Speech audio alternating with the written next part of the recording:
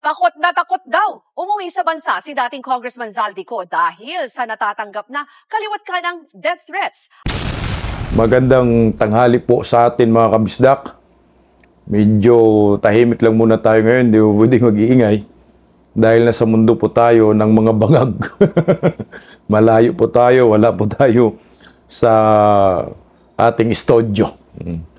Bawal mag-sindak-sindak, baka tayo po'y masindak.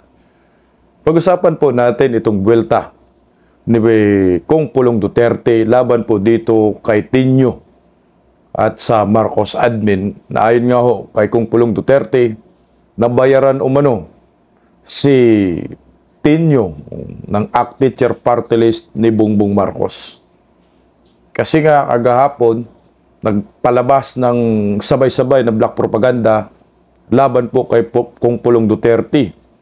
At yung ICI ay pumunta po ng Davao City para umano i-inspeksyon ang flood control ni Kong Pulong Duterte. Grabe ang tindi ng diversionary tactics ng mga hinayupak, no? Isipin mo, yung baha nasa Metro Maynila, nasa Cebu, pero ang investigasyon nasan? Nasa Davao City. Walang ghost project sa Davao City, pero nasan yung ICI? Nasa Davao City. Ang ghost project nasa Ilocos Norte, sa distrito ni Sandro Marcos, na ayon mismo kay Chavit Singson. Saan ang investigasyon? Nasa Davao City. At nakakalungkot, kumintuhan rin po natin dahil itong si Mayor Magalong nagpapagamit naman ho sa Marcos admin. Sumama po siya sa inspection dyan sa Davao City kahit hindi na po siya miyembro ng ICI. Grabe.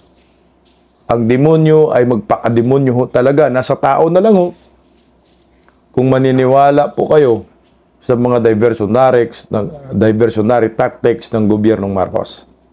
At pag-usapan rin po natin itong mga palusot ni Zaldico na ayon sa kanya natatakot na umano siya umuwi dahil may death threat daw sa buhay niya. Baka gurgurin siya. Ang tanong, sino po yung magpagurgur sa kanya? At sino po yung gagawa sa kanya ng mga ganitong hindi magandang gawain? Isa lang pong nakikita ko dyan, ang pinaka-mastermind. Wala nang iba, si Tambaloslos. Pa-like po muna, pa-share, pa-subscribe, at pakipindot po ang inyong notification bell upang lagi po tayong updated sa ating mga video. Oh, ito. Ay, pakisuportahan din po ang Berada Aguila tuwing Lunes hanggang Biyernes, alas 2 hanggang alas 3 ng hapon sa Berada Aguila YouTube channel. Pakinggan po natin muna itong pag-imbestiga di umano ng ICI doon sa Davao City Flood Control. Na nauna na yan, nagpalabas si Representative Tinio ng ACT Teacher Party List ng mga salot sa buhay, salot sa lipunan, itong mga kaliwang grupo, at di umanong merong mga flood control na questionable si Kong Pulong Duterte. Sabay-sabay po ito kagahapon ha. Lahat ng mainstream media sabay-sabay po ibinalita po ang mga kasinungalingan ni ACT Teacher Party List Tinio. Pakinggan po muna natin ito. Hindi lang umano ghosted ang issue ng flood control projects sa distrito ni Davao City Representative Pulong Duterte. Ang ilan daw sa mga ito, doble ang pondo para sa magkaibang kontraktor. Narito ang agenda report ni Mavic Trinidad ng Abante. Pocha, no, hindi lang daw ghost, kundi mayroon pa daw mga proyekto na doble-doble ang pondo. Anak ng kamuti. Walang ghost project sa Davao City. Sige, tuloy po natin. Umabot na rin ang umano'y anomalya ng flood control project sa Davao City. Ibinunyag ngayon ni ACT Teachers Party List Representative Antonio Tinio na may 121 kontrata na nagkakahalaga ng 6.6 billion pesos at 80 kontrata rin na may halagang 4.35 billion pesos ang may indikasyon daw ng katiwalian. Ipinatupad daw ito sa kahabaan ng Davao River at Matina River mula 2019 hanggang 2022. Sabi ni Tinio, Nakita raw nila sa kanilang pagsusuri ang malinaw na pattern ng irregularidad ng mga proyekto gaya ng ghost projects, dobleng pondo, pagbabago ng lokasyon, overpricing at mga kontratang walang sapat na detalye. Putya, no, ghost projects, overpricing, yung sinabi ni Tinyo, 2019 daw na proyekto, anak ng kamote. Alam niyo ho, maliwanag po ito na panggagago lang sa atin eh. Panggulo lang ba? Para ma-divert lang yung attention natin sa totoong mastermind. Mantakin mo 2019 pa yan. Kung meron talagang ghost projects, meron ganyang insidente, hindi ho sana noon pa lang pumutok na yan dahil ang mga mainstream media ay kalaban ng mga Duterte, lalo na yung Rappler. Binabantayan ng ang Duterte admin eh. Bakit ngayon lang po ito lumabas? At bakit ngayon lang po nagkaroon ng issue na di umano merong ganitong 4.7 billion na ghost projects at overpriced, anak ng kagwang. Tuloy. Natuklasan din nila sa kanilang investigasyon na sa 121 proyekto, 70 dito na may halagang 4.7 billion pesos ay mga congressional insertions sa National Expenditure Program o NEP. Ang mga nasabing proyekto ay ipinatupad sa unang distrito ng Davao City na kinakatawan ni Congressman Paulo Duterte. Congressional insertion. Sinabi na po yan ni Kung Ungab, sinabi po yan ni Alvarez, Cayetano. Hindi uso yung mga insertion sa panahon ng Duterte admin. Pati si Bilhica, sinabi rin po yan. Bakit ngayon lang po ito pumutok kung totoo po? Bakit noon ay walang issue? Kasi nga, para mapagtakpan ang kagaguhan ng gobyernong Marcos, sindikatuhan ni Martin Romualdez, walang maniniwala na ho dyan. Basically, nakikita po natin na sa pagsusuri ng mga flood control projects sa Davao at partial pa lamang ito, merong mga nakababahalang indikasyon na hindi regular, no? At maaaring merong possible ghost projects, maaaring clearly merong overpricing. Tingnan mo yung word na ginagamit niya, maaaring ghost projects, maaaring merong overpricing. So, ibig sabihin, hindi totoo yung kanyang mga isiniwalat na pinick up din ng mga mainstream media at ipinapakalat. Kasi maaaring eh. Ito ay maliwanag na black propaganda, trial by publicity against Pulong Duterte para mahatak lang ang pamilyang Duterte dito sa issue ng flood control. Kasi nga, ang pinakamalapit lang kasi na pwedeng ikalad ka rin dito sa flood control, si Kung Pulong. Kasi kongresista si Kung Pulong. Wala na, nilinaw na nga, naglabas na nga ang DPWH na ito may mga proyekto, walang mga ghost projects na inspection yan, na audit yan, yung mga proyekto na yan. Maaaring, so hindi ka sigurado. Pero sinira mo na ang pagkatao ni Pulong Duterte at ng mga Duterte. At ang mga mainstream media, pinakalat agad ito, ang tindi nga eh. Nga tuloy yung. No? At iba pang mga tipo ng anomalya. Sa mga nasabing proyekto, 5 klase ang nakitang red flag ng mambabatas. Ang total overlap ng 2 kontrata na may halagang 135.14 million pesos ay parehong sakop na bahagi ng ilog. Isa noong 2019, isa noong 2020. Sinundan ito ng pagkakaroon ng proyektong double funding o 2 kontrata na may halagang higit 115 million pesos na iginawad sa magkaibang contractor para sa parehong lokasyon ng proyekto. May change location at short-changing kung saan 9 na kontrata na nagkakahalaga ng 484.4 million pesos ang ipinatupad sa ibang lokasyon na hindi nakasaad sa General Appropriations Act o GAA at mas kaunting bahagi ng proyekto ang naisagawa. Contracts without details o wala raw mga detalye, lokasyon o haba ng proyekto ang 62 kontrata na umaabot sa 3.44 billion pesos. Bukod pa rito, Kalukuhan po yung mga gawa-gawa ni Tinyo. DPWH na mismo ang nagsabi meron. At naglabas na po si Pulong Duterte ng listahan ng kanyang proyekto. Madali lang po yan silipin. At tingnan mo kung itong mga banat ni Tinio may basihan, edi ho sana noon pa, pagpasok ng gobyernong Marcos, kasi sabihin na lang natin sa 2019, ayaw imbestigahan kasi nga si Duterte yan, anak na yan. Kung meron lang animalya, pero bakit? Nung pagpasok ni Bongbong Marcos, hindi po ito inimbestigahan agad. Kayo, Franz Castro. Kayo dyan Jokno. Ngayon lang kayo nag-iingay dahil nga kailangan po yan ng gobyernong Marcos para ma-divert ang atensyon ng mga tao sa totoong mastermind. Yan ang maliwanag dyan. At ito pa, sino ba ang paniwalaan namin? Commission on Audit? Na sila nag-audit ng ng naturang proyekto? O itong si Tinio, na kailan lang umupo dyan sa Kongreso para manggulo?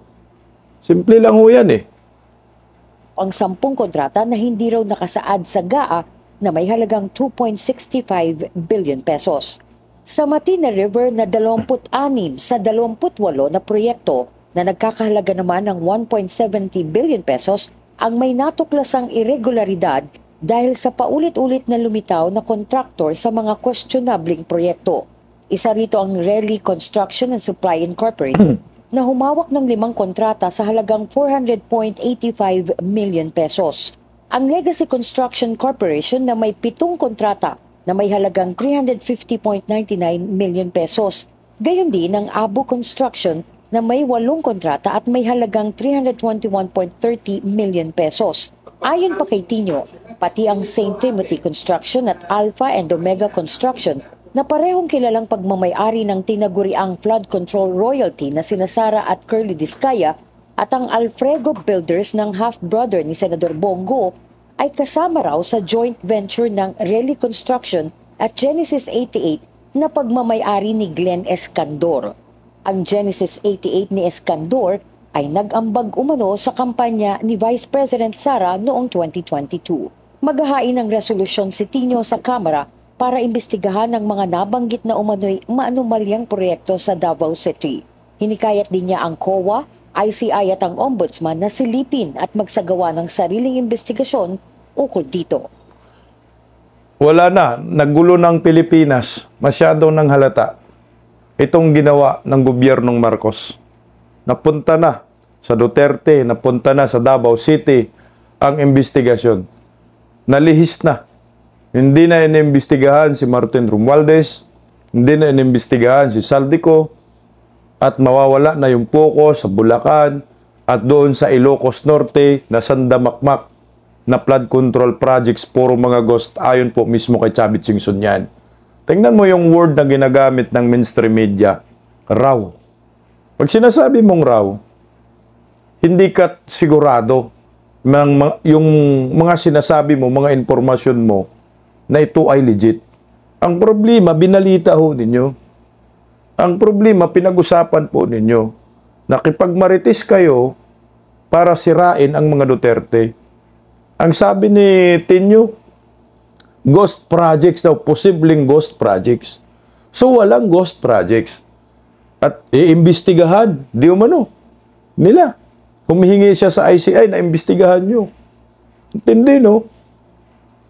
So, mas unahin pa natin yung Davao City, yung 2019 na proyekto ni Kung Pulong na walang problema, kumpara dito sa 2022 to 2025 na 1.2 trillion pesos ang winaldas ng gobyernong Marcos na puro mga ghost projects.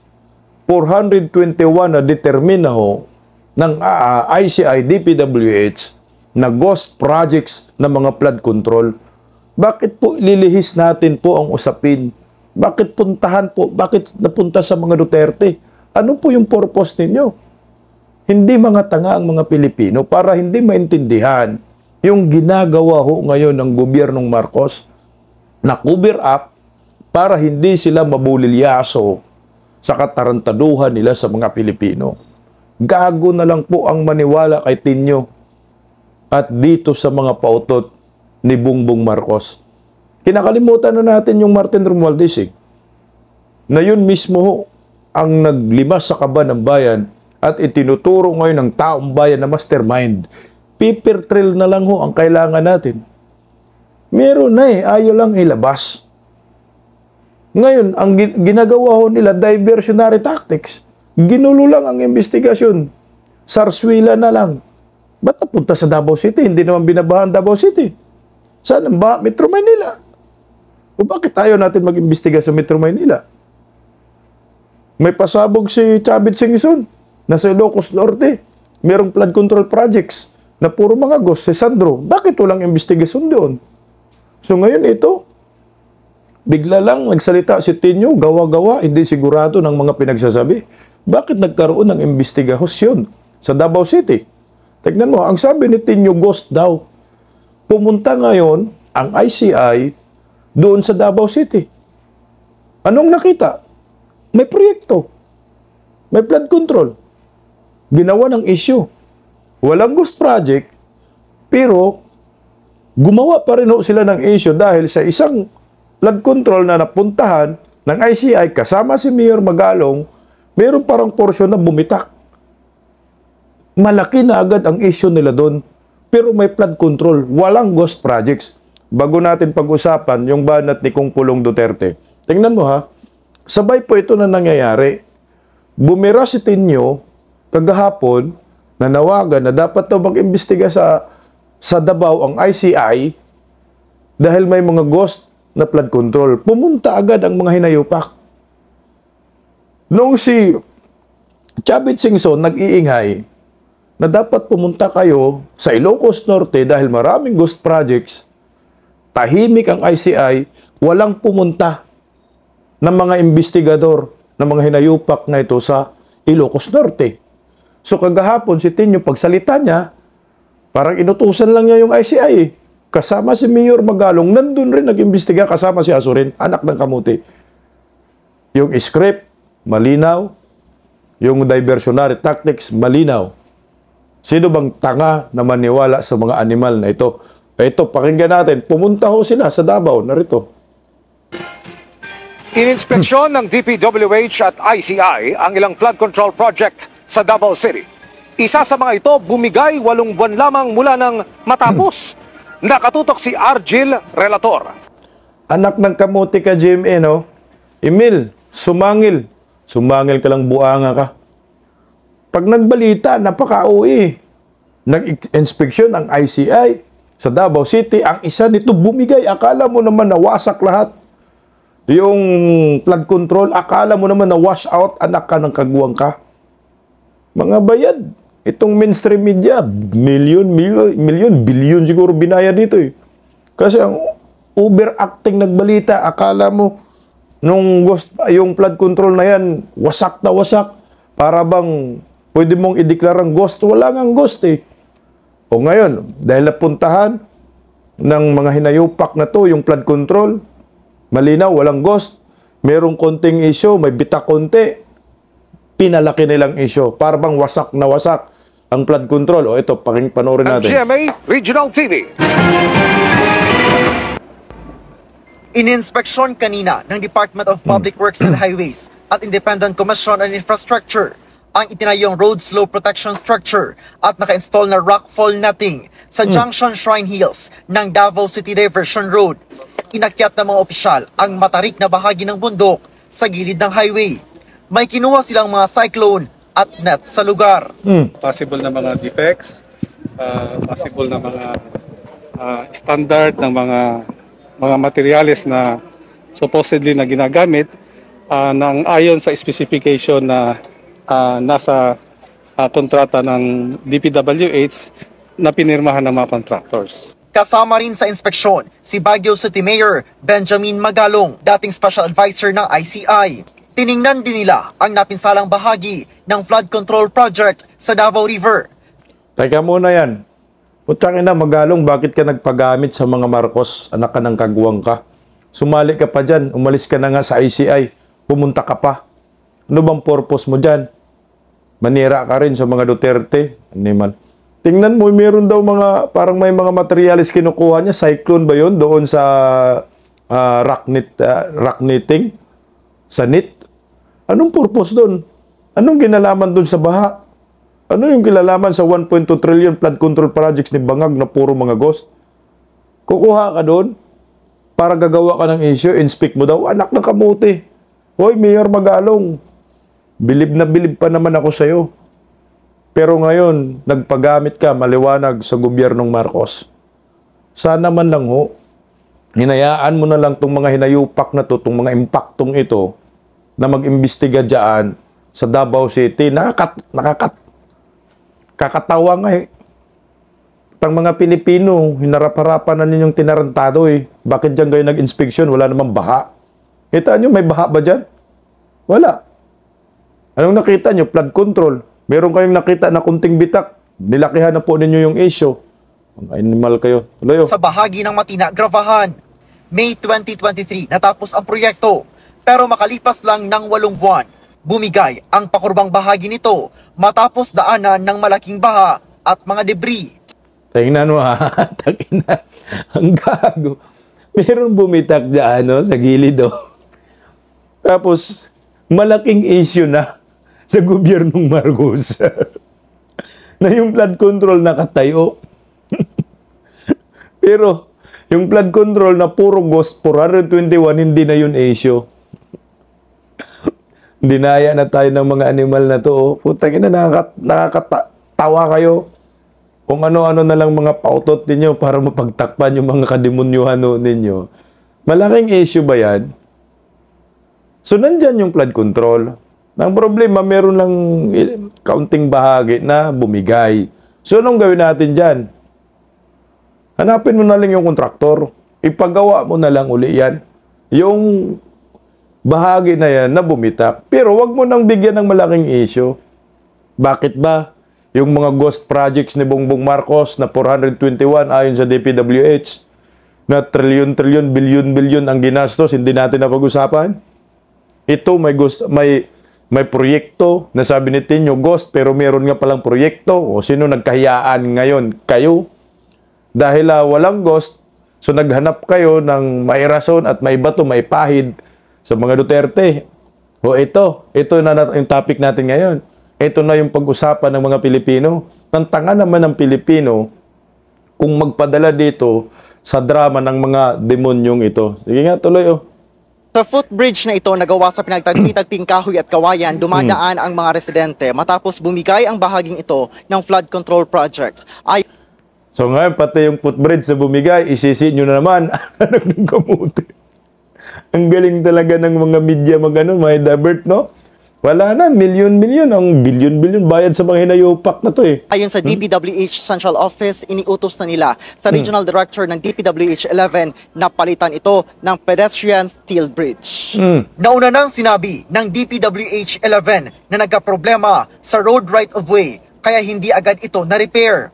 Sa ilalim sa test ang mga nakuhang materyales upang malaman kung pasok ba sa pamantayan ang kalidad ng mga ito. Dahil nga sa nasira, so tingnan natin kung ano yung cost ng pagkasira. It has something to do with the materials na ginamit.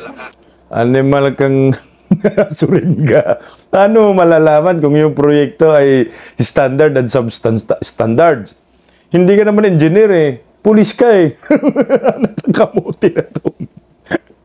Nangatanga na tayo dito. Paniwalaan natin yan mga engineer, yung mga eksperto. Wag naman yung mga aso. Pangalan pa lang Azurin. Aso rin to eh. Paniwalaan natin yung mga civil engineer, yung mga inhinyero na nag-aaral ng ganyan pagdating sa mga materialis. Pero putang ina, Azurin, Mayor Magalong, maniwala ka sa mga hinayupak na to, hindi man mga engineer to. Useless yung mga pinag-aralan ng engineer kung hindi natin paniwalaan. Wala eh. Wala na kayong ibang maano. Or hindi tama yung mga timpla ng semento. I think we have to review yung kontrata para sa ganun ma-determine kung ano ang pwede nating gagawin na sanction dun sa mga... Punta ina, re-reviewin yung kontrata. 2019 ba yung proyekto na yan? Tapos nakatayo yung proyekto. Ang sabi ng DPWH, hindi na-repair agad dahil sa right of way. Pumapalag yung mga mga may-ari ng lupa dyan. Ano nang kamuti? So, imbestigahan ninyo yan. So kalimutan na natin si Sandro. Kalimutan na natin si Martin Romualdez. Duterte tayo. So Pilipinas, Duterte pa rin. Nakakamuti talaga naman eh.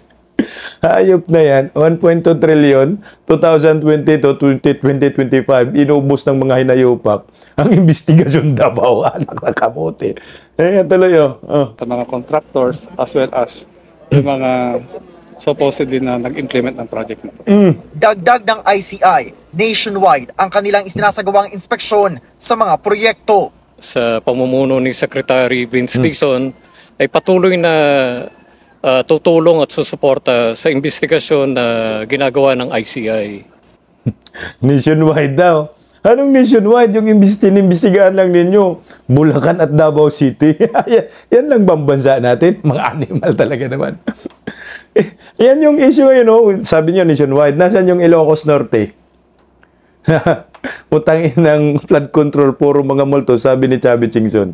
Nationwide ba yun? Ang kamote. Ang investigasyon ninyo para sa mga Duterte kasi nga nasakuti na si Tambaloslos, Saldico at papunta na sa gobyernong Marcos. Ito. Basahin natin po yung sagot ni Kung Pulong Duterte tungkol po dito. Ito. Makinig kayo. Tinawag po ni Kung Pulong Duterte na bangag si BBM at si Tinyo ay bayaran din ni Bongbong Marcos. Okay. Ito ay official statement ni Kung Pulong Duterte at makikita po natin yan sa official page niya. Itong mga statement niya. Sabi ni Kung Pulong Duterte dito, Statement of Representative Paulo Duterte on the allegations made by Antonio Tinyo regarding Davao City flood control projects. Let me make this clear. Davao City has nothing to hide. Every single flood control project along the Davao and Matina rivers was implemented, inspected, and validated by the DPWH and the Commission on Audit. The structure exists. They are serving the people. They are not ghosts. Unlike the kind of politics some people keep reviving every time they need attention. Tenyo's so-called expose is nothing but a desperate and ignorant attempt to drag Davao into another circus of baseless accusations. You claim to have uncovered anomalies, but did you ever question DPWH with your so-called facts? Or did you just piece together numbers to sound relevant again? Kasi nga ang mga hinayupak na to gumagawa lang ng kwento para lang mapagpistahan at masira ang mga Duterte. If you truly believe in accountability, start where it actually matters. Why not inspect Luzon, where even former Governor Chubby Chingson himself admitted there are ghost and substandard projects. Why are you silent there but loud in Davao? Di ba? Matahimik kayo sa Ilocos, ningayin ninyo sa Davao. Kasi nga, gusto lang nila ma-divert nga, mapunta na sa mga Duterte ang sisi. Sabi ni Kung Pulong, where projects are visible, verified, and functional. Bakit daw sa Davao? Nandiyan naman yung proyekto. Napakinabangan naman. Hindi naman ghost. Ito, Bisaya. Bumanat si Kung Pulong dito ng Bisaya. Kabaluman ko, nga bayarang tingkahol ka lang at ang iyong master is no less than the bangag president. Alam daw ni Kung Pulong Tinyo na ikaw bayaran at kahul ka lang. Nang nagbabayad sa iyo, bayaran ka ni bangag na President Bongbong Marcos. Ito galing kay Kung Pulong Duterte. Unya, imong anak nga daghang proyekto, imong igagaw nga kurap. Tapos yung anak mo, marami kang proyekto. Ang pinsan mo ay kurakot. Binanatan niya dito si bangag na. Unsa na President bangag? Anong klaseng presidente daw? Bangag? Imong asawa, unsao na lang. Ang asawa mo, anong gagawin natin? Dati baya na protector sa pugo sa akong nadungog, hilak ang incheck sa billions na iyang nakulikta. Dati umanong protector itong si Liza Marcos ng pugo sa kanyang mga naririnig na umiyak di umano ang mga incheck sa bilyones na nakulikta di umano ni Liza Marcos sa Pugo. Ito na. Kayo pala talaga yung mga protektor ng Pugo. Alam naman ng taong bayan yan. So ngayon, ano po ang mangyayari dito? Tuloy natin kung Pulong. Yari ka dito, Baki. Damay ka pala. Ito, galit na si Kung Pulong dito sa part na to. Hoy, bangag. Bangag na talaga, oh.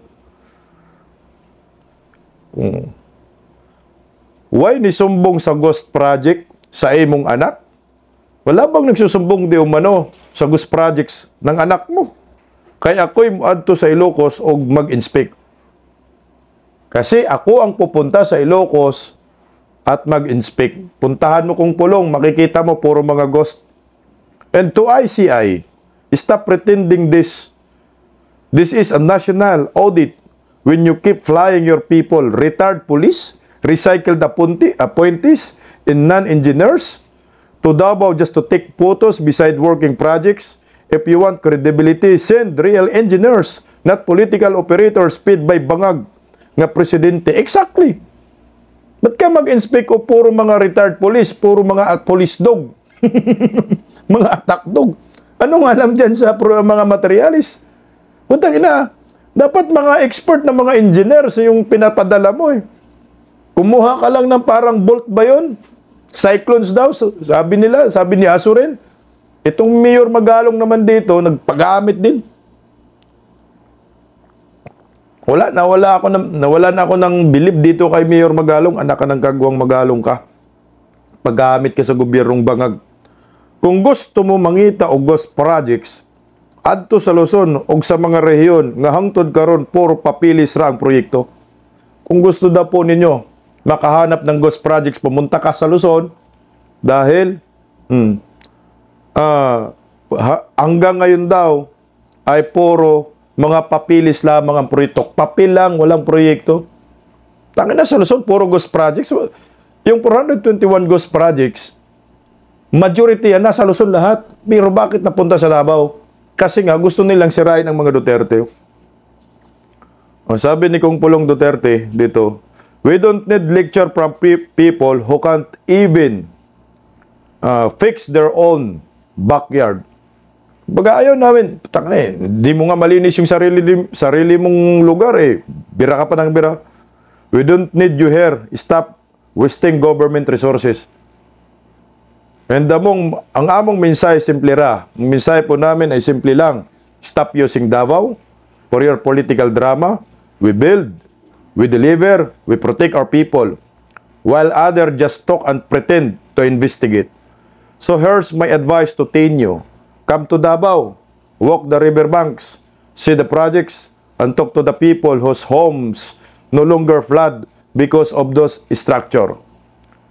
Then maybe you'll realize that only thing missing is your so-called investigation is the truth. Until then, stop using Davao as your political punching bag. We don't owe anyone an apology for doing our job right. Lisod makipagdebate sa isa ka ugok. Mahirap daw makipagdebate sa bubo, parang ganyan, parang buang. Ga-represent pagyud sa mga teacher unya ugok dawat limpyo ra. Nagre-represent pa di umano sa mga teacher pero ugok, buang ba? Si Raulo, parang ganun.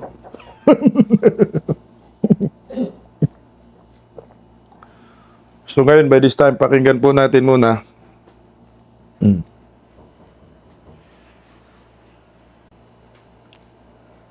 So ngayon, ito ha. Meron po akong ipapakitang mga listahan ng proyekto kung saan, ito ha, ito yung sinasabi ni Kung Pulong na dapat imbestigahan. Bulacan, Cebu, Isabela, Tarlac, Camarines Sur, Albay, Pampanga, Liti, Pangasinan, Misamis Oriental, top 10 sa pinakamaraming proyekto. Bilyon-bilyon po yan. Numbers of projects yan nakalagay. Kung totoo talaga yung inyong investigasyon, ito, imbestigahan po ninyo yung mga proyektong iyan. Meron pa. Papakita ko. Ayan. Ito mas marami-rami. Imbestigahan mo ang La Union, no? Bakit napunta ka na sa Davao City? Oh. Pangasinan, Tarlac, Isabela, Norte, Camarines Sur, Albay, Pampanga, Liti, Misamis Oriental, Oriental Mindoro, Negros Occidental, Cavite, Lanao, La Union, yung Davao del Sur. Ano ba yung Davao City? Ilocos Norte, Agusan Norte. Unahin nyo yung mga nasa taas bago kayo mapunta sa Davao City. Kasi nga, pag inuna nyo po yun, matik, makikita nyo yung mga ghost projects ni animal na Sandro Marcos. O ito, pakinggan po muna natin dahil takot na umano itong si animal na Saldico. Hindi daw uuwi dahil may banta sa buhay niya. Gurgurin daw siya. So ngayon ang tanong, sino po ang maggurgur sa kanya at sino po ang magbabanta? Pakinggan po natin. Takot na takot daw umuwi sa bansa si dating Congressman Zaldico dahil sa natatanggap na kaliwat ka ng death threats. Ayon yan sa kanyang abogadong si Attorney Roy Rondain na sa unang pagkakataon ay sinagot ang patong-patong na akusasyon laban sa nagbitiw na mambabatas. Para sa iba pang detalye live mula sa Maynila, nasa frontline ng balitang yan, si Camille Samonte. Una muna, Camille, ano ba ang sinabi ng abogado kung nasaan itong si dating congressman ko at ano nga ang tugon niya doon sa mga akusasyon? Ruth, sa unang pagkakataon ay humarap sa media ang abogado ni dating Ako Bicol Party List Representative Zaldico na si Attorney Roy Rondain at sinagot nga niya itong mga patong-patong na aligasyon laban sa kanyang kliyente, pero sinabi niya kanina sa press conference na miski siya ay hindi raw niya alam kung nasaan ang dating kongresista at nagkakausap lamang daw sila sa telepono. Unang dinipensahan ng kampo ni Zaldico ang mga aligasyong tumakas na siya sa mga paratang ng katiwalian kaya hindi pa rin bumabalik sa Pilipinas. Gate Attorney Rondain, natatakot umuwi sa bansa si Ko dahil umano sa mga seryosong banta sa kanyang buhay matapos madawit sa manumalyang flood control projects. Haharap lamang daw ang kanyang kliyente sa mga hearing kapag nawala na ang banta sa kanyang buhay. Matagal na raw lumipad si Ko sa Boston sa Amerika para sa kanyang medical condition bago pa pumutok ang issue sa flood control scandal. Naniniwala din daw siyang nahusgahan na agad ng ombudsman ang mga aligasyon laban kay Ko bago pa man marinig ang panig nito. Kaya hindi na raw sila maghahain ng counter affidavit dahil wala na raw itong saysay. Desidido na rin naman daw kasi ang ombudsman na magsampa ng kaso. Wala rin daw silang natatanggap na kopya ng complaint na may sworn affidavit. Itinanggi rin ni Rondain ang mga aligasyon at testimonya ni Orly Gutesa na nagpakilalang security ni Ko nang humarap ito sa Senado. Puro chismis at spekulasyon lang daw ang sinasabi ni Gutesa na nag-deliver sila sa bahay ni Ko ng mali-maleta at bilyong-bilyong pisong kickbacks mula sa government projects. Narito ang pahayag ni Attorney Rondain. My thinking is the Ombudsman has already prejudged this case. And this is bolstered by the statements of Secretary Vince Dizon, who said 60 people will be in jail by Christmas. Under these circumstances, there's really no tactical benefit to filing a counter affidavit. Na wag naman chismis, wag naman speculation, because hindi tatayo in a court of law. Would you say, sir, ito po yung isa sa mga sinabi nyo kanina na narrative na skewed? Yes, because who's saying na mayroon deliveries? Did they see my client receive the delivery of money? I'll even reduce it to an absurdity, Is it possible na may utang lang sila, nagbayad sila? Ruth, pinabulaanan din ni Atty. Anak ng kamuti, natakot na ang kurakot sa kurakot. Hindi na nauuwi. At hindi nauuwi hanggat hindi mawala yung banta sa buhay ng animal na kurakot na to. Putang ina, sino bang may banta niyan? Sino bang gagawa niyan? Na tatakutin siya at ipagurgor, i-detreat siya. Siyempre, yung pinaka-mastermind. Kasi si Zaldico, hindi talaga yung mastermind talaga na pinaka. May kinalaman pero hindi pinaka-mastermind. Ang pinaka-mastermind si Tambaloslos. O sino po ang magtatakot sa kanya na gurgurin siya? Hindi yung makasamahan niya sa sindikato. Ganun yung sindikato talaga. Nung ikaw, magkabunilyaso na, masakripisyo ka, gurgurin ka talaga. Yan yung consequences mo, pumasok ka sa ganyang grupo, mafia. Alam nga naman yung magurgur sa'yo, mga Duterte, anak ka ng gagawang ka. Gusto namin mabuhay ka. Kami nga nananawagan, protect Saldico. Kasi nga, pag ito si Saldico uuwi ng Pilipinas, magurgur talaga. O sige nga, Saldico, kung totoong wala kang kasalanan, mag-video ka, kanta mo lahat ng mga kababalaghan ng mga hinayupak na ito. Takot ka sa sariling mong multo, takot ka sa mga kasindikatuhan mo, mga kasabwat mo. Ikanta mo na kung may pagmamahal ka sa bayan.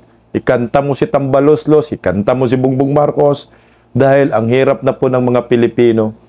Hindi na po naintindihan ng bayang ito kung ano pa po ang magiging future ng bawat Pilipino sa pamumuno ng gobyernong Marcos. Sa akin, ang conclusion ko po dito sa mga black propaganda laban sa mga Duterte at pinuntahan ni Megalong at Azurin, ito ay isa lamang pong diversionary tactics para malihis ang sisi sa pamilyang Marcos, kay Martin Romualdez, at mabaling na naman sa mga Duterte.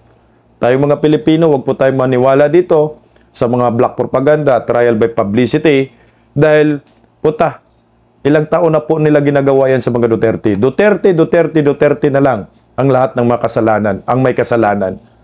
Isipin mo, sa panahon ng gobyernong ito, 1.2 trillion pesos, bumungad yung 421 ng ghost project. Sinong sisinisi?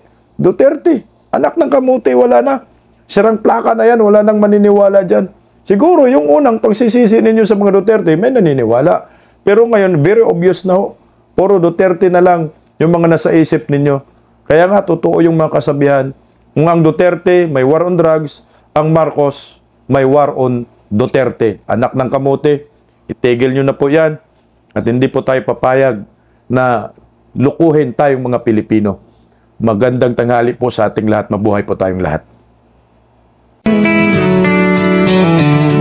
Paggising sa umaga, tanghali at gabi, nakikita ko ang post niya, ang hapdi. Paano nga ba to? Di ako makatanggi.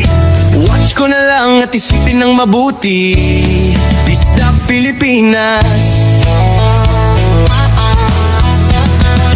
Bisdak, tinig ng katotohanan. Sa bawat vlog may laban sa kasinungalingan. Mulat ang mata, gising ang masa. Bisdak Pilipinas. Para sa bayan, gumigising sa diwa. Sa likod ng kamera, tapang ang dala, walang sinasanto kung mali ang gawa.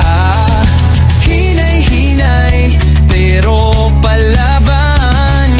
Boses ng tao sa digital na labanan. Bisdak, tinig ng katotohanan.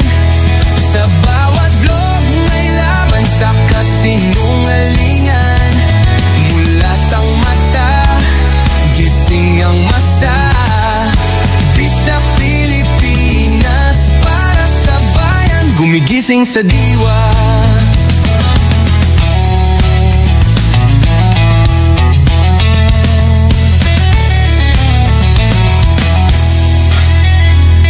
Hindi artista, hindi politiko, pero ang katotohanan, sigaw niya ay buo. Sa YouTube o Facebook man siya makita, may aral ka pa rin, may uwi sa bawat salita. Bisdak, gising sa katotohanan. Di lang kwento, kundi panawagan. Sa bawat Pilipinong naghahanap ng liwanag. Bisdak Pilipinas. Kasama sa pagbangon ng bayan.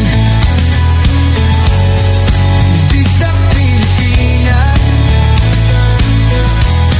Boses ng masa.